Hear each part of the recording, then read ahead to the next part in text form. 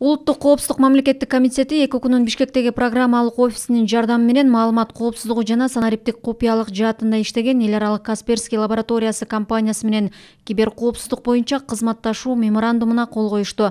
Бул тууралуу УКМКнын басма сөз кызматы билдирди. Мекеменин маалыматына алайык, салтанатка Касперский лабораториясынын башкы директору Евгений Касперский жана УКМКнын төрагасынын орун басары киберкоопсуздукту координациялоо борборунун директору Жаныбек Жоробаев катышты. Бул келишимдин артыкчылыктарынын бири Кыргызстандын киберкоопсуздугунун комплекстүү системасын иштеп чыгуу жана ишке киргизүү. Кыргызстан киберкоркунучтардын ар кандай рейтингтеринде көп учурда алдыңкы катарларда турат. Касперский лабораториясынын маалыматы боюнча 2021 жылдын башынан бери Кыргызстанда болжол менен ар бир 4-чү интернет колдонуучу ар кандай киберкоркунучтарга, ал эми ар бир 2-чи интернет колдонуучунун аппаратына алынуучу маалымат каражаттары аркылуу жергиликтүү коркунуч деп аталган чабуулдарга туш болгон.